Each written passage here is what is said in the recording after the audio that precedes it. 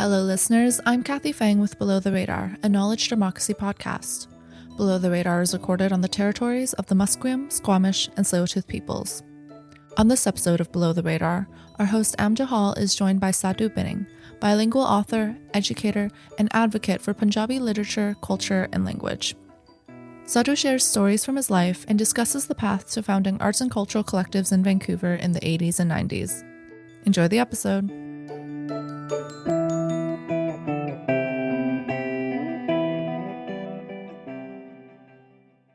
Hello, welcome to Below the Radar. Delighted that you could join us again this week. We have a special guest. Sadhu Binning is with us. Welcome, Sadhu.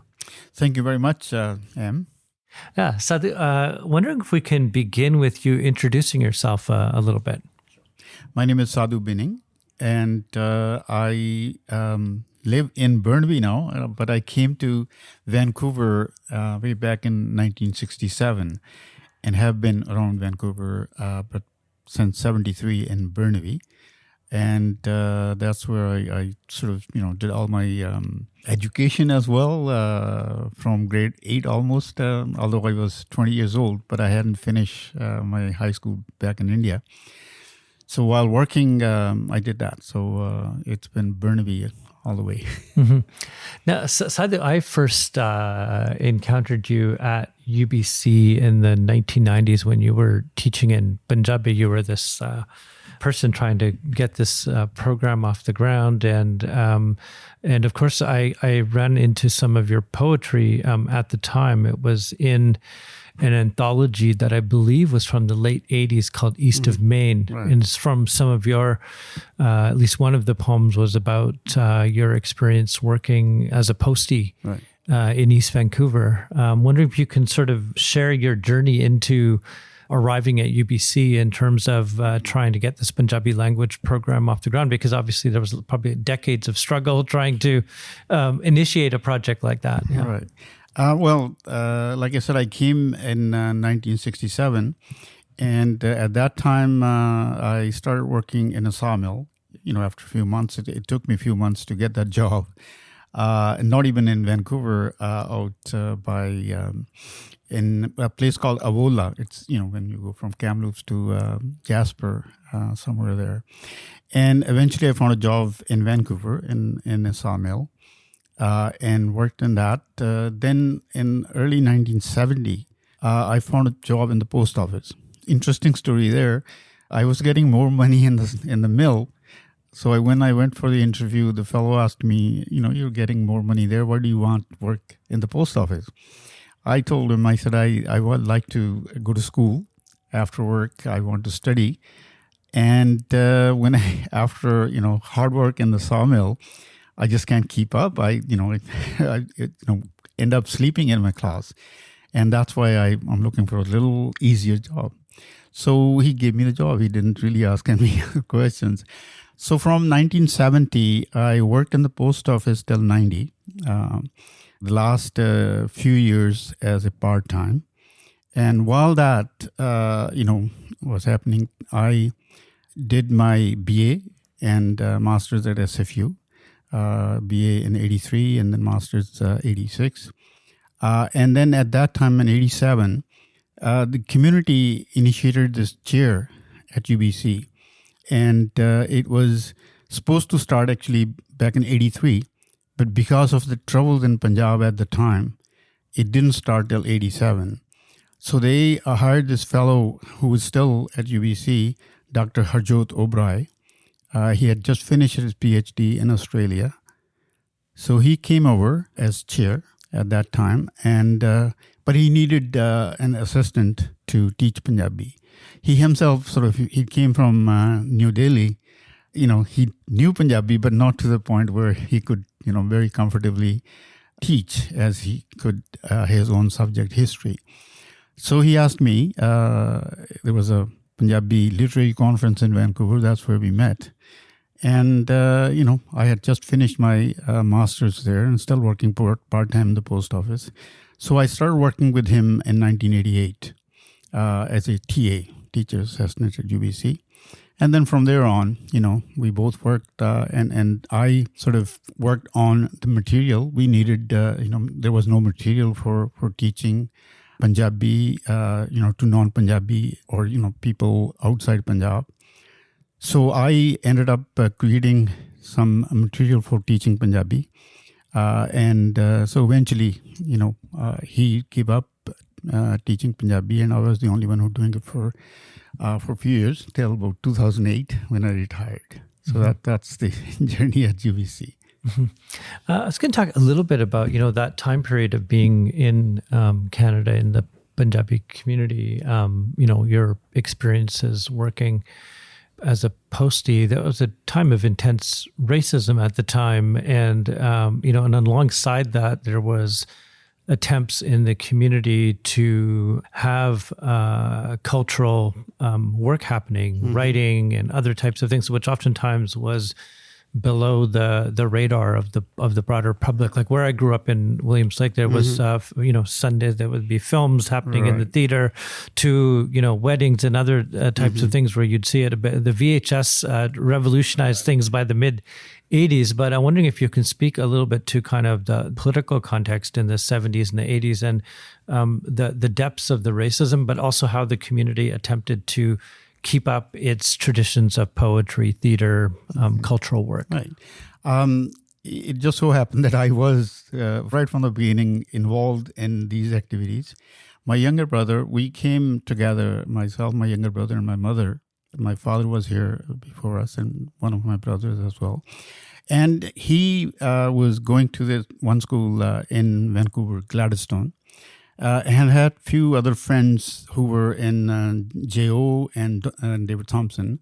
And they all got together and they wanted to start a Bhangra team. This is in 1969. Nobody had ever heard of Bhangra here in Canada or North America. So we started that Bhangra team in 1969. I wasn't involved in the actual doing Bhangra, but I was a bit older, and they sort of, thought that I would be good for communication with the outside people. So they made me the president of that. It was called PCA, Punjabi Cultural Association. So the first Bhangra, almost in North America, Bhangra team was created in 1969. And then my brother stayed with it for the next 45 years.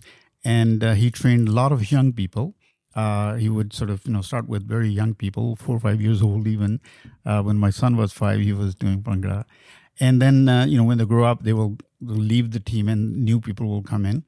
So we took that team to a lot of places, including Olympics in Montreal in 1976. But before that, in Spokane and a lot of other places where people have never seen Bhangra. So we introduced that. So that was the beginning of cultural work for me. But soon after that, we started a literary association in Vancouver in 1973. This was a period when from 68 or 1970 to 72 especially, those 2 years, a lot of young people came from Punjab, as we've seen in the last few years now. That era was called the visitors era.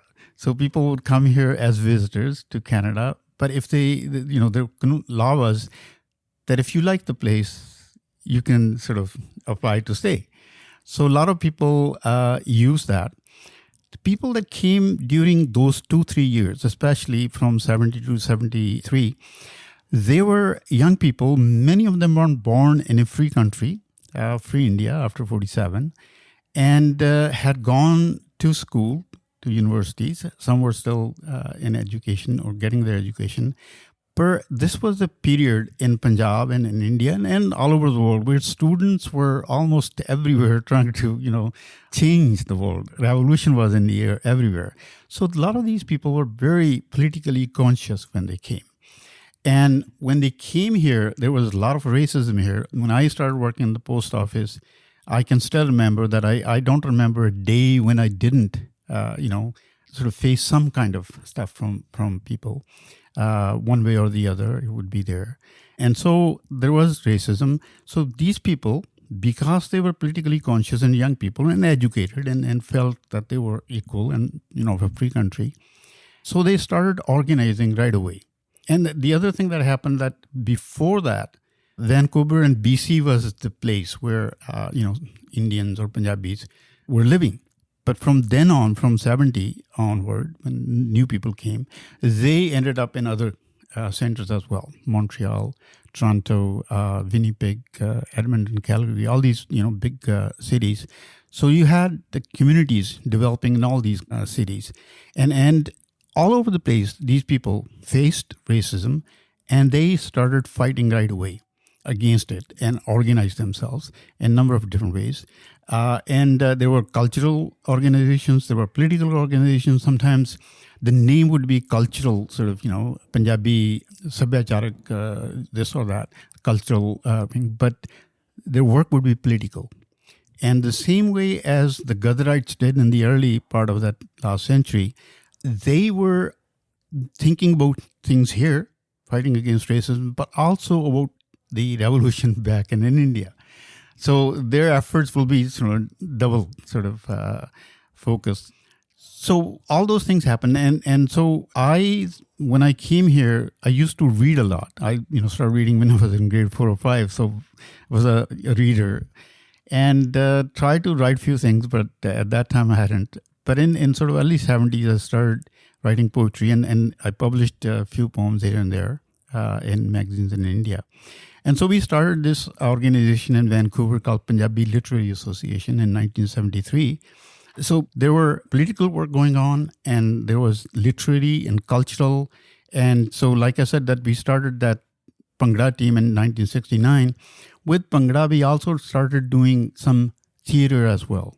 When we invite people to a function, we would have a small short play as well. And then from, some other teams came from India. So 70s was a very active period for the community. Politically, there was all kinds of things because of the movement back in Punjab and in India. The Naxalite movement was in full sort of action at the time. And the community here, at least in Vancouver, was completely sort of progressive, people's control. Things are totally different now. In the 70s, it was a different community. The left politics was the one that really sort of, the main politics of the community. So that went on.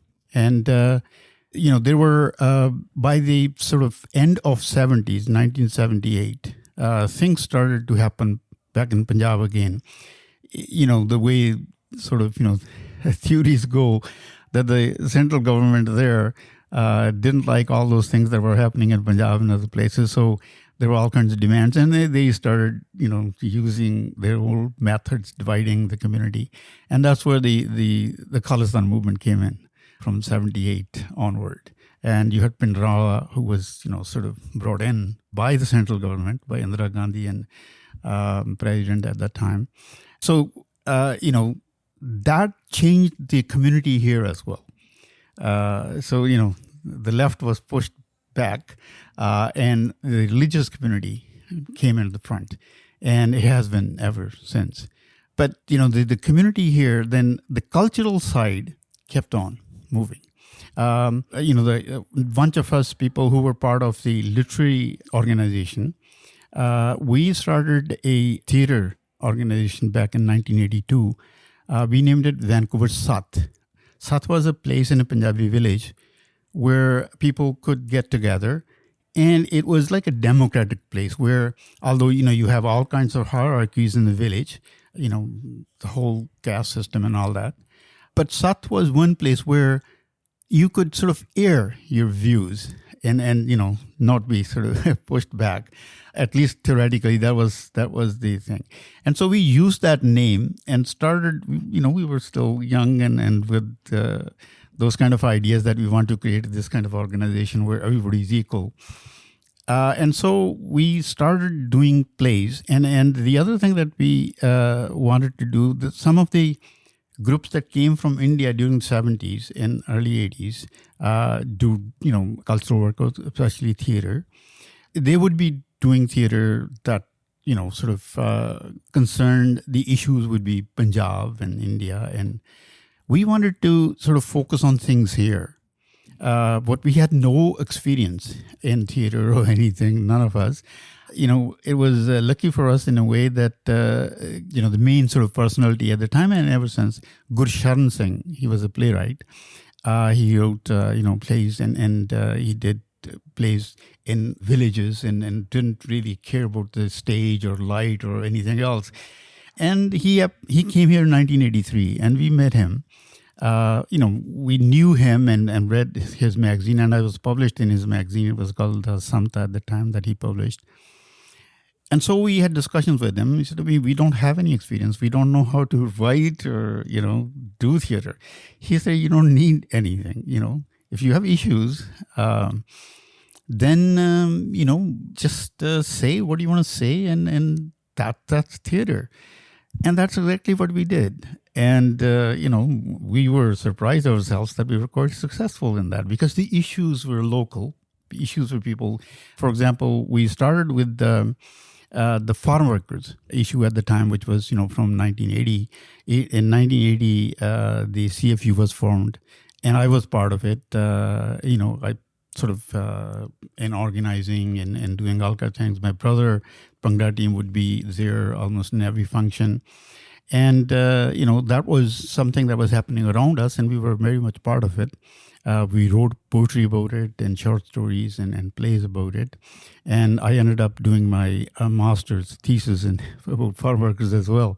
And so we did that theater for 14 years, from 1982 till about 95. Local issues, farm workers was one, and then domestic violence, because of the way things were in the Punjab, old traditional society, those weren't practical here because, the women were also working and you couldn't push them around anymore as men like to do in the society. So that was one issue we raised in our plays. And then, there was second generation growing up here. Their marriage was becoming an issue. We did a play on that, like whose marriage, Keda Vyah. The parents decide what, who should you marry and where and when.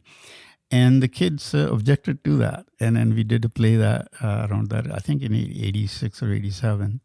So those are the kind of issues that we raised through theater at that time. I'm wondering the kind of places that you did the theater. Of course, in India, in various regions, there's forms of village theater. It happens outside. Right. In Kashmir, it's called Banpanther Theater. Mm-hmm. But I'm wondering what were the kind of various places that you did. I remember in Williams Lake, people would do them inside people's houses even, right?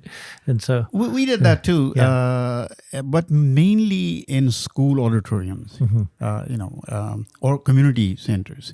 We did a number of times in community centers, but I think we did quite a few plays in Vancouver in the school that was on Broadway near Nanaimo. David Thompson? No, it's I forgot the name. Vantec? Yeah, I think Vantec. Yeah, on Broadway.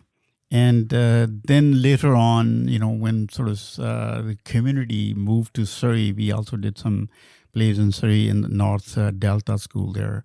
But mainly in Vancouver auditoriums and even other places. We did, I think, a couple times in Williams Lake and Canal, Prince George as well. And we also, took some plays to Toronto and Calgary, Edmonton as well. So, we traveled a bit. So that was the main activities that we focused our writings as well as our activities sort of, in theater. And that was, for us, something very satisfying and we felt good about. Now, in terms of the Punjabi Literary Association and others, I imagine at that time there weren't Canada Council grants or these types of things. It was sort of done by people through just pure voluntary labor. And I'm wondering, what were the kinds of infrastructure that you were all able to establish? Like, were there journals that you were working in? What were places that you were publishing? There must have been many barriers in terms of getting your work out into the world, given the lack of literary work outside of the English language that was available. Well, that still is, even to this day. I'm only Canadian writer if I write in English or French, publishing in French. I'm not when I write and publish in Punjabi, I'm not a Canadian writer. That is still the law. No, we never got any grants. I remember one time we got $1,000 from Vancouver Folk Music Festival for doing a play there. That was the first time we were ever paid for doing theater. $1,000, for a whole bunch of us. We were so happy. But other than that, no, it was, we raised money from our own pockets and from people that, liked what we were doing. And, we didn't have much expenses, it was very basic. Same thing with the literary work. Never got any grants from anywhere. And it was all, whatever we needed for renting the room, monthly meetings. A lot of times we got that sort of, free from community centers. But other than that, no help from the government side or from any side for these activities. And, other people who were doing things like that and they were trying. And some people did, manage to get some grants. But we sort of didn't think about that or even tried. Honestly, if we had tried, we might have gotten something. But we really didn't feel that we need any. And the magazine, that was started here in 1973 by a friend, Surinder Tanjal at the time. And it was called Watno Dur, the magazine, Away from Motherland. That was the name given originally. And Surinder Tanjal had to go out of Vancouver to Guelph, Ontario to finish his studies that he was doing. And so I took over the editorship of that magazine in 1976. It was a monthly magazine at that time, and it wasn't an easy thing to do. My son was about, at that time, just a year old. But we managed. Surinder, at that time, we didn't have any printing, process or anything. He would have few things published or printed back in India and then, bring here. And then the rest he would write with hand. He had a beautiful handwriting. So when he left, my wife ended up writing part. So we did that monthly magazine for a number of years. Then another friend of mine, Sukhwant Sandal, who we worked with in the theater and a lot of other things together, even still now, we do. And so we joined and he became assistant editor. The two of us kept it going till about 1984, 85. And we stopped for a couple of years there, 86 actually. And restarted it in 1989, but renamed it. We named it Watan, the country, not away from motherland anymore, not Watno Dur, but Watan, that this was the country.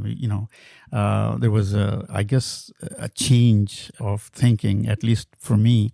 I wrote some poems about it at the time, that, this is where I am now, and this is my country, and, I'm not away from motherland anymore. So we worked on that. That magazine is still around, actually. It's online now.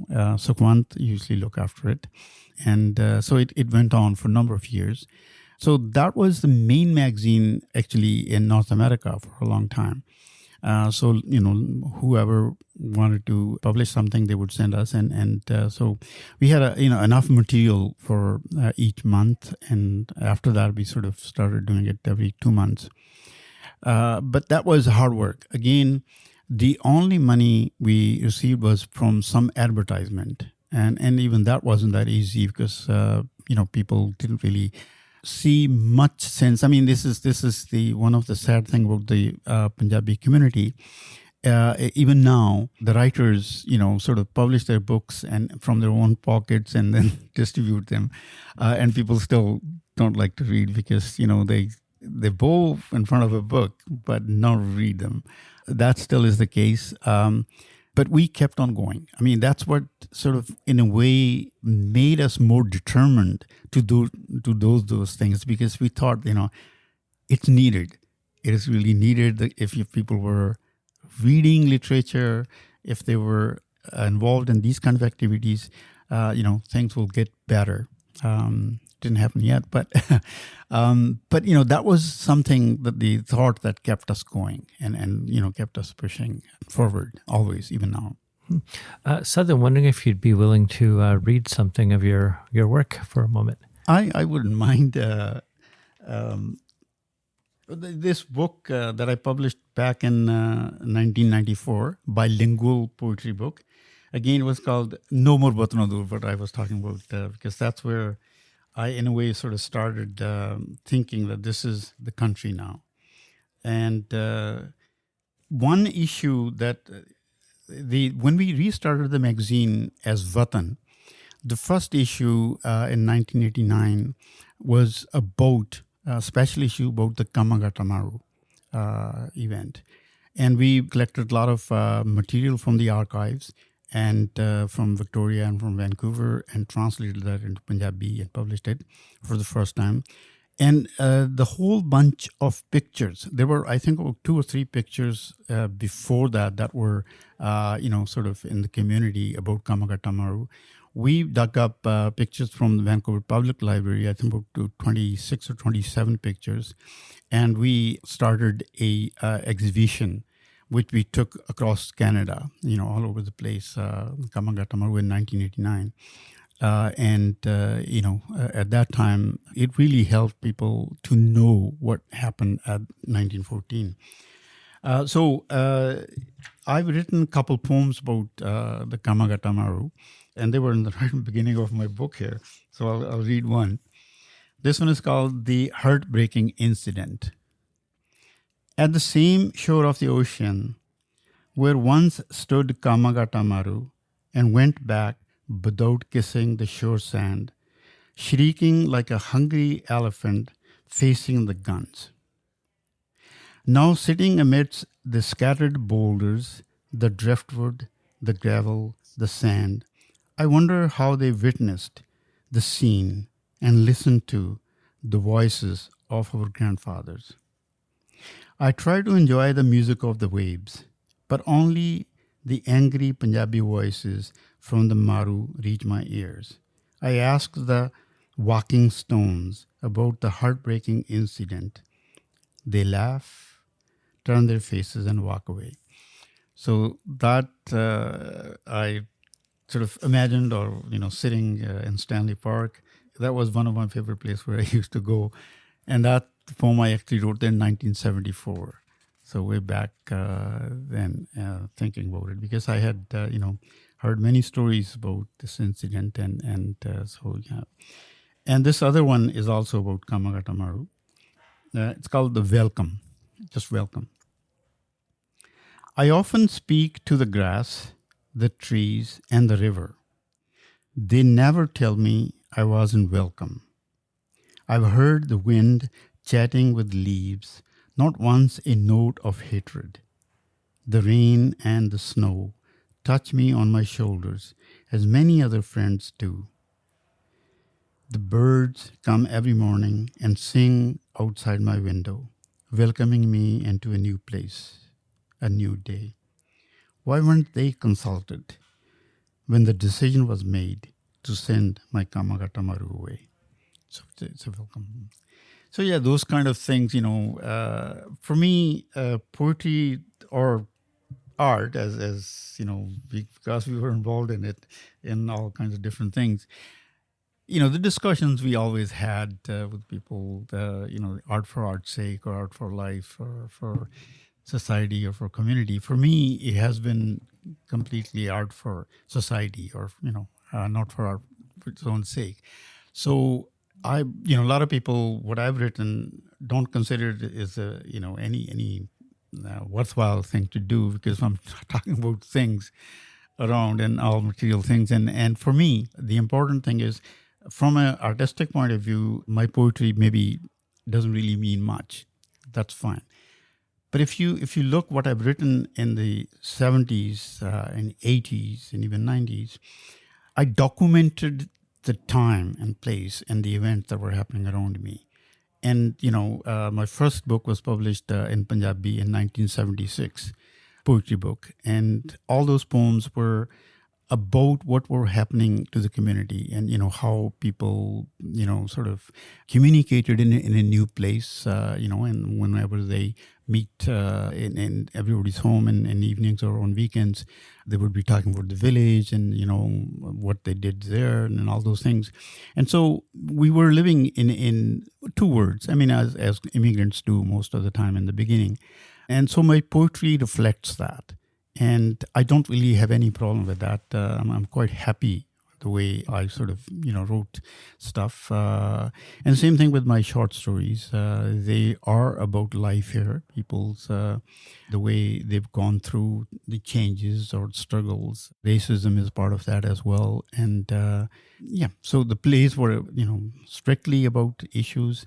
But my own stuff that I wrote, poetry, short stories, and one novel that I wrote back in 2002, they all deal with issues like that. So I'm quite happy with that sort of way of thinking about art and literature. I wanted to ask you, Sadhu, about sort of the transmission of your work and how it circulates, in the world. And of course, it gets read back in Punjab, of course, but also through multiple diasporas. And I'm wondering if you could speak to how the work circulated and the kind of communities that have been built up outside of Vancouver for you in terms of your writing that went elsewhere.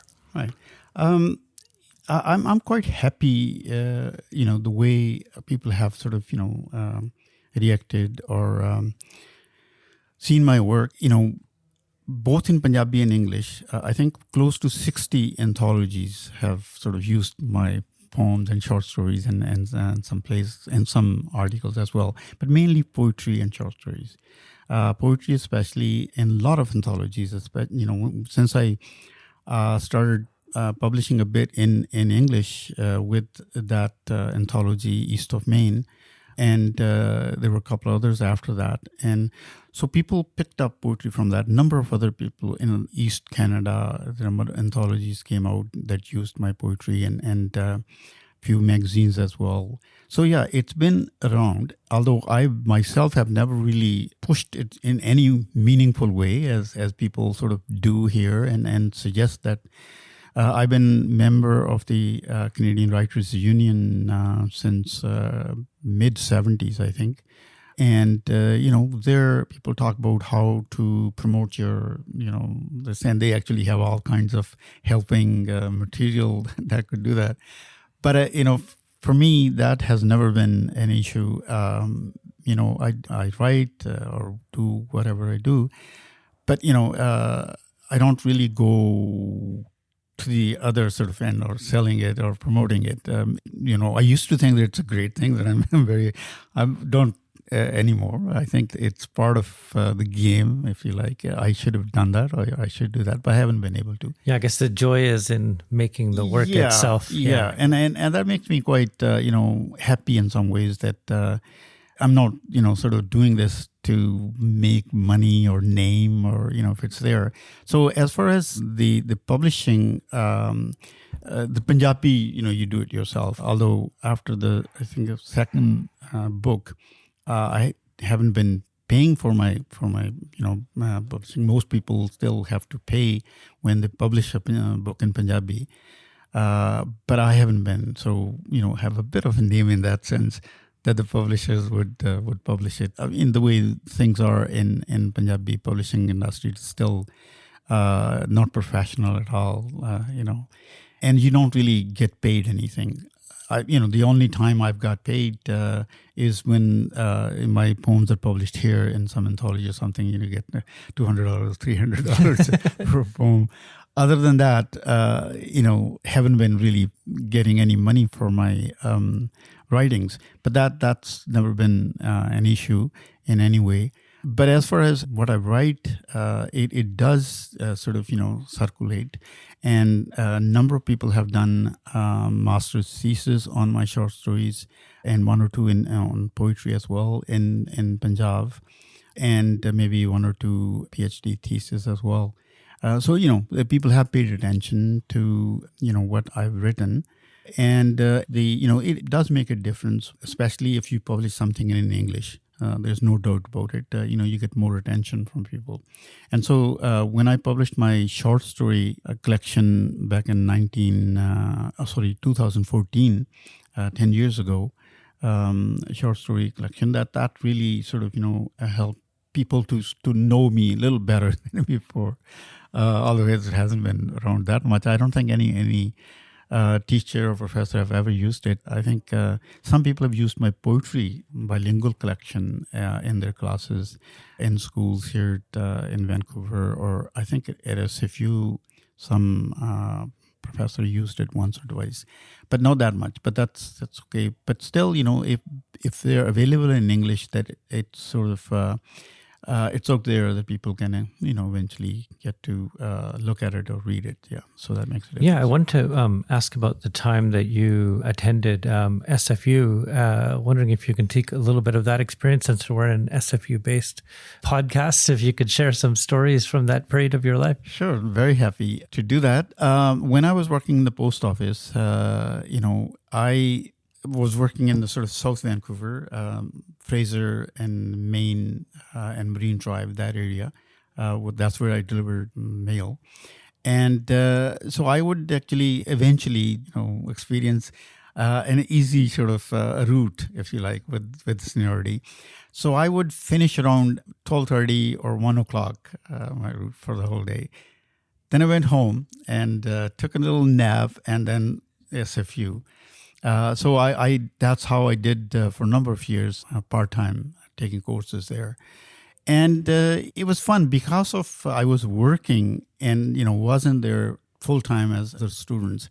I didn't feel that I was student like normal students.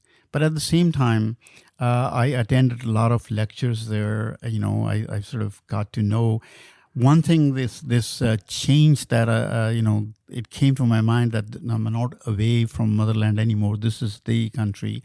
When I went, even the post office, the idea was that I want to educate myself so I could go back to Punjab and find a job there, maybe in a college or something, teaching. That's why I wanted to study. That was the main goal. But when I went to SFU and became part of the community there, a lot of all kinds of movements were happening, struggles were happening, in the community as well, and among students, and at least you hear things. And so that sort of, for me, was a change in the sense that I told myself that, here I'm trying to educate myself so I could go back to Punjab and work for change there. But change is also needed here, right? And that work could be done here. So in a way, I decided that I'm not going back anymore. And so my focus totally changed. And so I wrote a few poems about that, like the whole name. There was a poem that I wrote called River Relations, or even No More Watno Dur. The poem talks about that my father passed away in 86, that I took his ashes, not to Punjab, but some river here. Although it was illegal to do that, but I did that. There's emotional thing. So that with myself and my brother, we decided that we want to keep him here. And so my father, when my mother died, her ashes, and my nephew, who was 18 years old, died of cancer. So those three members of the family, we kept their ashes here in BC. So in a way, we decided that this is the place where we want to be now. And so the SFU played a huge role in that for me personally. And also in a number of other ways, I guess the way these kind of institutions do, SFU comparatively was a progressive place, especially when it started in the late 60s, but in the 70s and 80s as well. If you compare it with UBC, I think it was seen as a progressive place.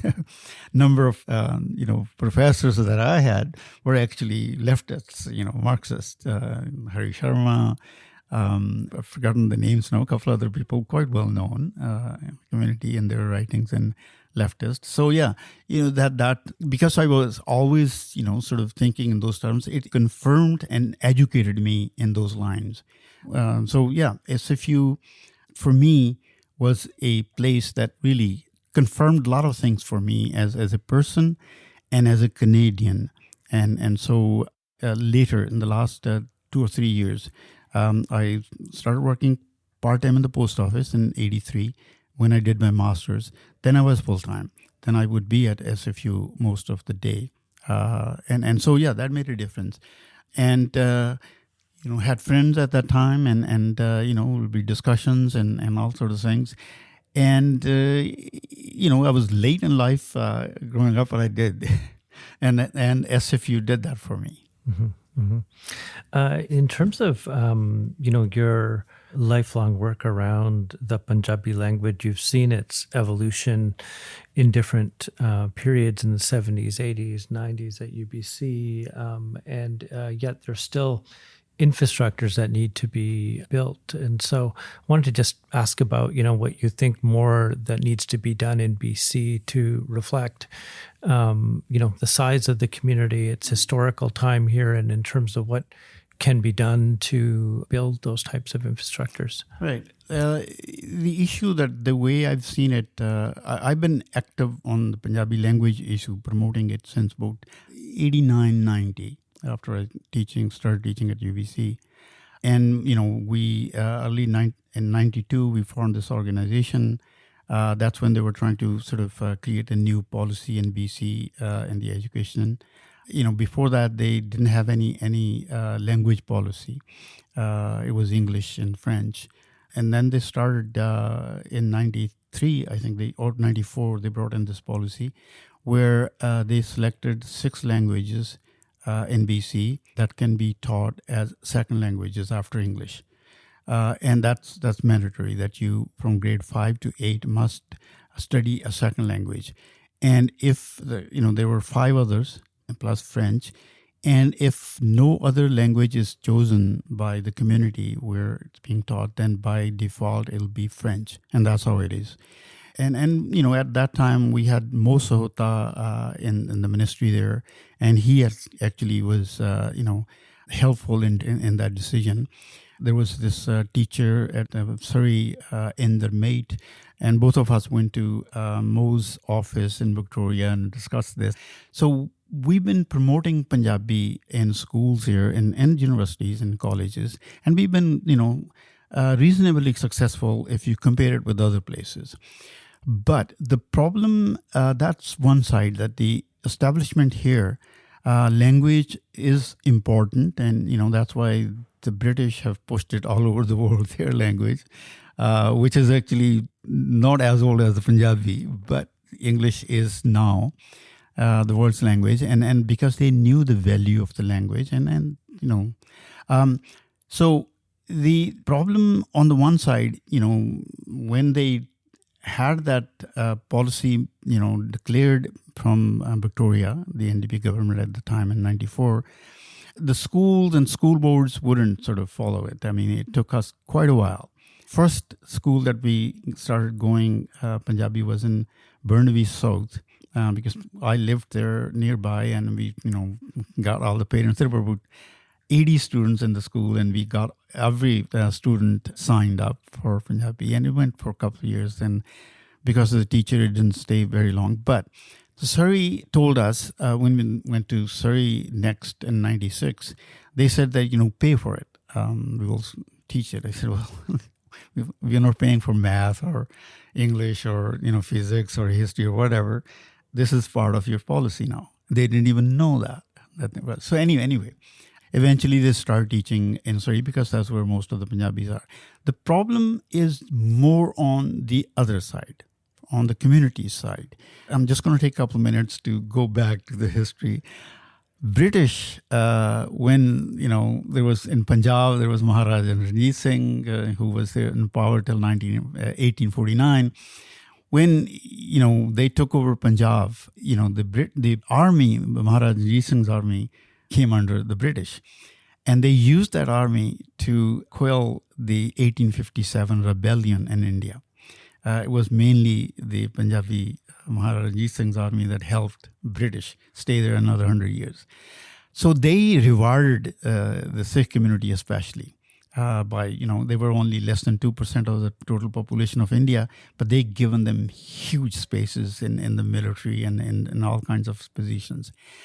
And when people started coming on the West Coast here in early part of the century, they learned that things could be different. So they started a movement and they named it Gather, the Rebellion of 1857. That's how they named the movement here, the Gather movement. And so when after that, the main fighters against the British were the Punjabis, the Sikhs, who helped them. And so they started fighting against them, especially when they were discriminated the way they were here. In 1907, BC took the right to vote from us. And so we were totally discriminated and totally sort of, seen as margin people, can't be part of the society.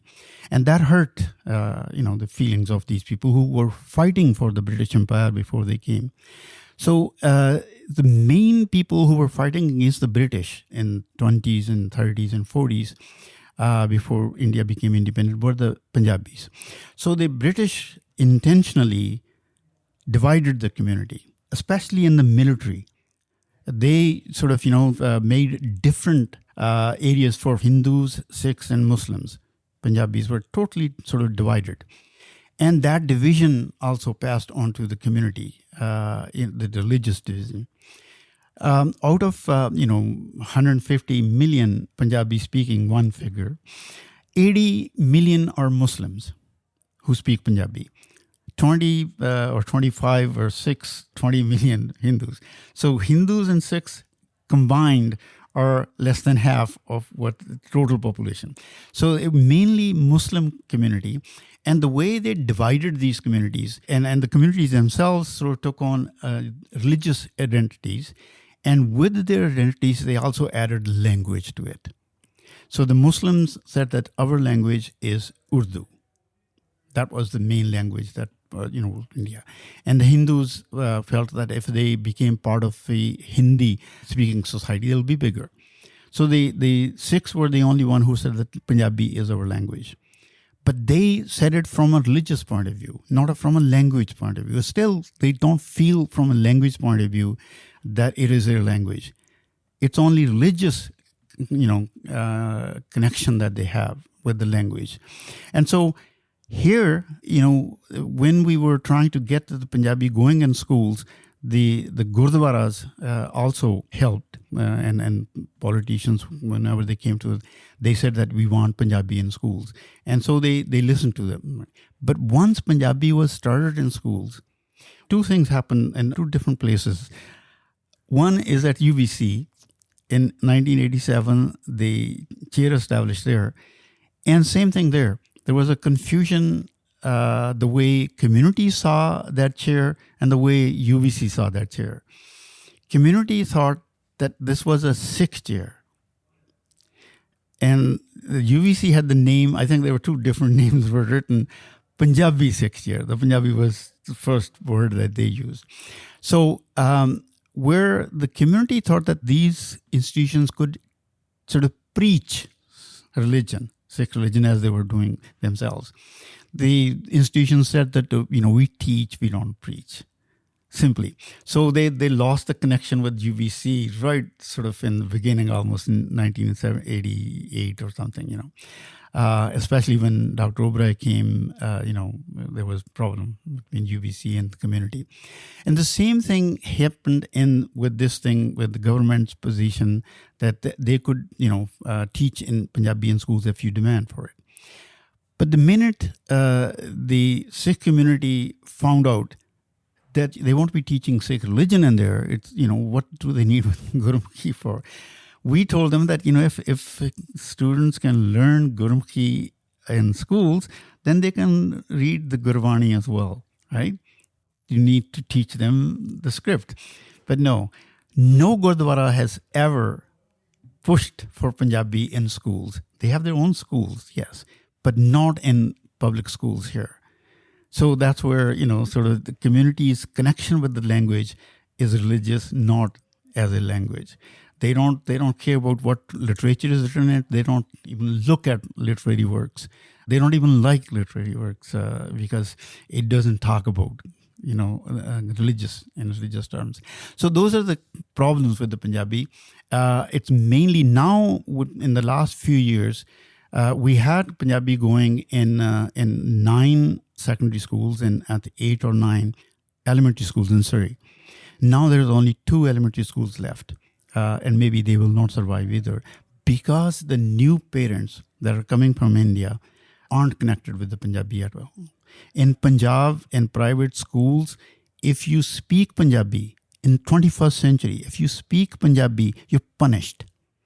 Most of these kids that came in the last 3-4 years, they only know English. So that's the problem on the community side.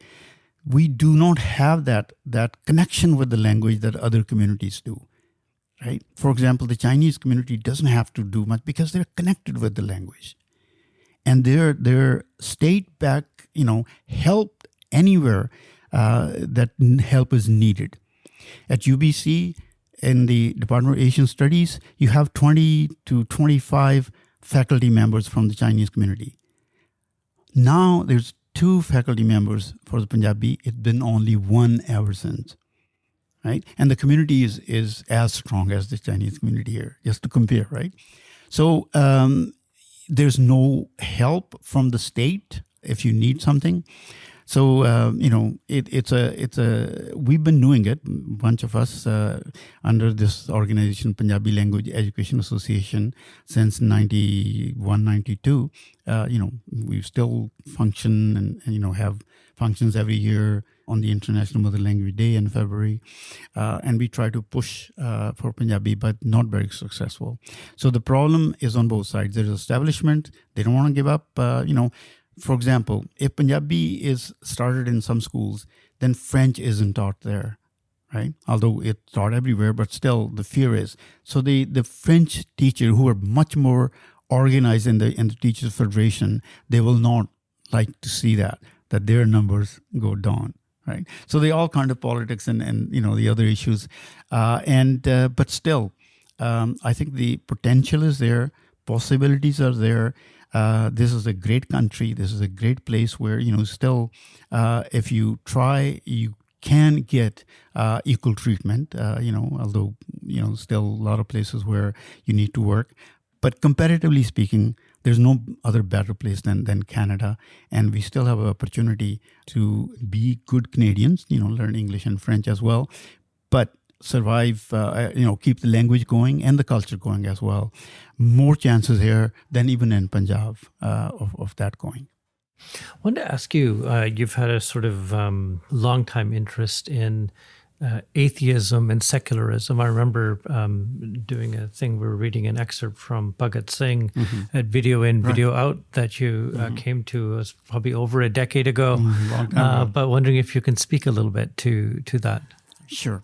That is sort of my, in a way, new interest in life. I've been an atheist ever since I think came here to Canada. I was 20 years old, because I've read a lot of books and a lot of left literature, all the Russian novels that were translated into Punjabi I read before I came to Canada. So yeah, it's been my interest. But the last few years completely have taken over my mind. I published a book in 2012. It's called Nastak Bani in Punjabi, so the atheist verse, the poetry, or as Bani is called in religious terms for Punjabi. And that book sort of, I collected a lot of quotations of, atheists from starting with Mahatma Buddha and Roman and Greek and all that to the beginning. And so collected that and translated those into Punjabi and published that. And now, just last year, in 2023, I sort of enlarged that collection from 150 pages to 350 pages, collected a lot more quotations. All these people have got a whole bunch of books, Dawkins and Hitchens and, Sam Harris and Daniel Dennett. And I've met a couple of them, in sort of meetings as well. So yeah, it's been a journey and my sort of, I came to the conclusion that the problems that societies have, especially the Indian society, the caste system, if you look at the worst anywhere, the society, the way it's divided, and it's all religion-based, and it cannot be done away unless you do something to the religion. Because people have tried, Ambedkar, who wrote the Constitution in 1950s, he tried, he was from a so-called lower castes. And people have been trying ever since that, not very successful, because it's part of the religion.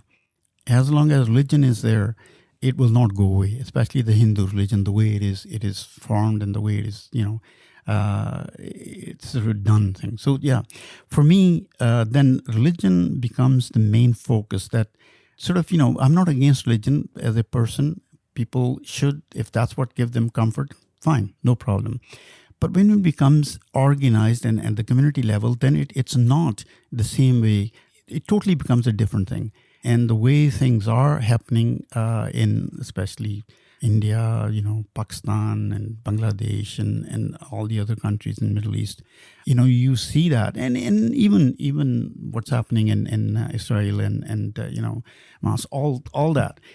Religion is more damaging now than it has ever been. And people are turning away in large numbers. Atheists are, I think, becoming, a bigger group by day. I think they already are. A huge number of people in the world are atheists, especially in Europe. And so for my hope is, and my most of the things that I do is to inform people, not in any negative way, or I don't go pick fights or anything. But I've spoken about atheism in Punjabi, on Punjabi radio, on Punjabi, TVs and all that, in a very respectful way, respecting people. And if you have a different thoughts and religion, that's fine. But if you can keep it there, that would be perfect. And not sort of, the way. So I've written a lot of poetry about atheism. And I'm working on a book, sort of just all poems about atheism. And hopefully I've written a few articles as well. That in the new anthology that I was talking about, I've written an article that deals with, in English there are all kinds of stuff. There, Punjabi, there aren't many. There are about religion and morality, right? People thought that you can be moral only if you're religious, right? It's a sort of general thinking in a lot of places. And if you look at from a, sort of a rational scientific point of view, that it's a total different reality. You can rational or, moral only by not being religious, because when you're religious, then you have a limit. You cannot go, across that line that's there. So people that are on the other side, other religions, they're not equal to you. People talk about this and that, all religions do. But in reality, the reason that religions exist is because everybody feels that their religion is the best and their God is the best, right? Otherwise, they wouldn't. Why would they keep on doing that? So you have to believe that. And when you do that, then the rest of the world becomes other or something else out there. So if you want to unite the humanity, keep that thing out of the society. That's my sort of way of thinking. So I've been, focusing a lot on atheism in the last few years and writing poetry and stuff like that. Yeah. Sadhu, I'm wondering if we can close the interview with you reading another poem. Okay, sure. The Postman. In the dark, from the mouth of a radio clock, English words hit like a hammer. Half-opened eyes, unstable feet, from toilet to kitchen, dead silence. A cup of tea, a lunch bag, labeled clothes take control of your body. Sorting mail for Jacksons, Sandhus, and Wongs, surrounded by people who have learned life's secrets from Donald Duck and Mickey Mouse. Some of these brothers don't want to laugh with you, but at you. They don't even see you. They see an image nailed in their heads by creators of Donald and Mickey. Letters in your hand, rain on your head. Every dog is a lion in its house. Crooked high stairs, the cats watch you and jump away. Buried under flyers from Sears and Bays, your back screams. Still, you watch your steps, and they watch you through their half-open curtains. Indian, Chinese, white, blacks. Those kept in the house have sharp eyes but limited vision. Some of them see you as somebody who goes on strike just to trouble them. You deliver letters that travel from your hand to the garbage pail. What once was a tall and proud tree somewhere, piece by piece, delivered to a garbage heap. You start with a handful, end with nothing. 1 year, 2 years, 10 years, and then you count no more. Along the way, your hair change its color, perhaps to make some white man happy. The rest remains the same to the end, yet piece by piece, you deliver yourself. That's a beautiful poem. Sadhu, thank you so much for joining us on Below the Radar. Thank you very much. Thank you.